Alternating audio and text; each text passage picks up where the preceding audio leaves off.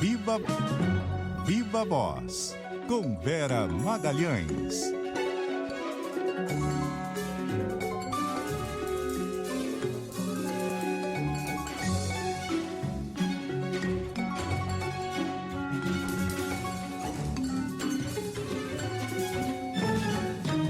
Boa tarde, Vera. Oi, boa tarde, Cássia, Nadédia, ouvintes, quem nos assiste. Uma excelente semana para todo mundo. Boa tarde, Vera. Vera, depois de muita expectativa, houve aquela conversa que era esperada entre o presidente Donald Trump e o presidente Lula, também com a participação de outras autoridades. Vera, que balanço que dá para a gente fazer desse primeiro contato?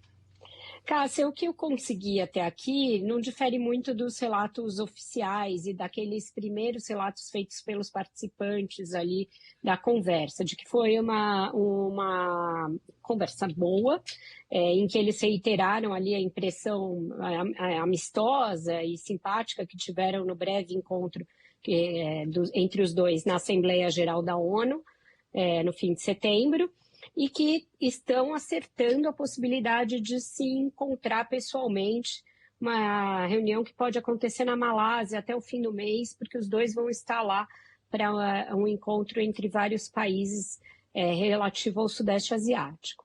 O que fica ali de concreto e de importante, né, desse primeiro encontro? Essa primeira conversa foi uma conversa relativamente longa, por ser remoto, por ser uma videoconferência, eles falaram por cerca de 30 minutos. O presidente Lula pôde fazer já os pleitos que interessam ao Brasil, ou seja, o fim do tarifaço, né, da sobretaxa de 40%, porque o Brasil é taxado em 50%, mas os 10% eram anteriores, o que houve foi uma sobretaxa de 40%, e são esses 40% que o Brasil está reivindicando que sejam retirados dos produtos brasileiros, e também o fim de outras sanções de natureza política contra autoridades e funcionários públicos brasileiros. E fez isso, aparentemente, sem oferecer nenhuma contrapartida até aqui. Então, foi uma participação altiva do presidente Lula, né, na linha do que vinha sendo até aqui, de defesa da soberania, defesa dos interesses nacionais, e sem apressadamente se dispor a atender a pleitos do governo americano, como fizeram outros países. Muitos países que foram taxados, né, nas suas relações comerciais com os Estados Unidos se precipitaram em oferecer uma série de vantagens para os Estados Unidos, uma coisa que o Brasil até aqui não fez.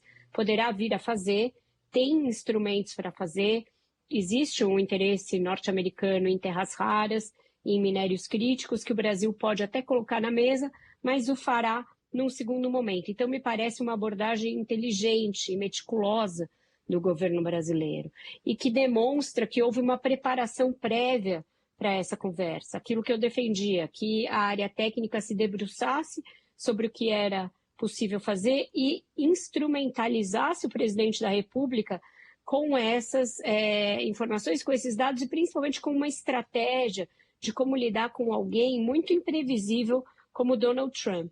Parece ter funcionado. A tal química que teria acontecido entre os dois no primeiro encontro breve lá na ONU, parece ter se mantido, porque o Trump fez até uma brincadeira, segundo relatos, dizendo que o encontro com o Lula foi uma das poucas coisas boas que aconteceram com ele lá na ONU. Lembrando que a escada rolante pifou, o teleprompter não funcionou e tal. Então, esse clima positivo, que muitas vezes é um mise-en-scène, né, um pouco de encenação por parte de chefes de estados em conversa desse tipo, mas isso ajuda a destravar as relações, ajuda a destensionar o ambiente, principalmente no momento em que a gente vinha numa escalada retórica muito grande, sobretudo dos Estados Unidos, em relação ao Brasil, aquela coisa de que aqui não havia democracia, de que aqui os direitos humanos não eram respeitados. Tudo isso parece ter ficado um pouco para trás, e a gente tem a chance e as bases para estabelecer uma conversa de alto nível, uma conversa em bases técnicas, que é o que mais interessa ao Brasil.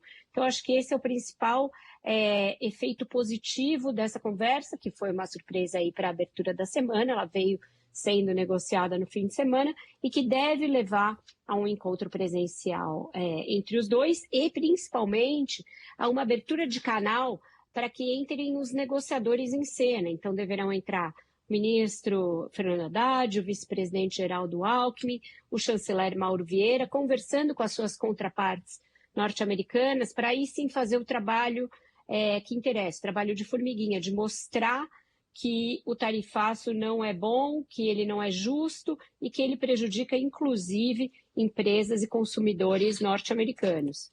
Gera muita curiosidade a possibilidade de um encontro pessoalmente entre os dois, né, Vera? Até porque o presidente Lula costuma ir muito bem nesse tipo de situação, mesmo em encontros com líderes com os quais tem muitas divergências ali no campo político. Verdade absoluta, Nadédia. Você aponta algo muito importante. O Lula ele tem traquejo para essa conversa ali informal, para essa coisa dos gracejos, do tapinha nas costas, para tentar agir com naturalidade e arrancar alguma naturalidade de encontros, mesmo com líderes que ideologicamente não tem nada a ver com ele. Então, isso pode ter acontecido nesse primeiro encontro, alguma coisa assim que tenha levado o Trump a prestar mais atenção. Ó, esse aí é o cara do Brasil, deixa eu ver o que ele vai falar. E mesmo tendo sido um discurso duro em relação aos Estados Unidos.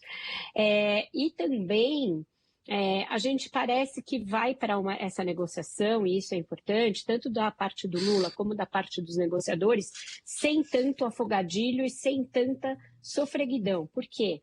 Passados aí 2 meses do tarifaço, o que a gente tem de balanço é que o impacto na economia brasileira, mesmo nas exportações, não foi tão horroroso, monstruoso como se esperava. Menos da metade dos produtos da nossa pauta de exportação estão sob o impacto do máximo ali, do teto do tarifaço.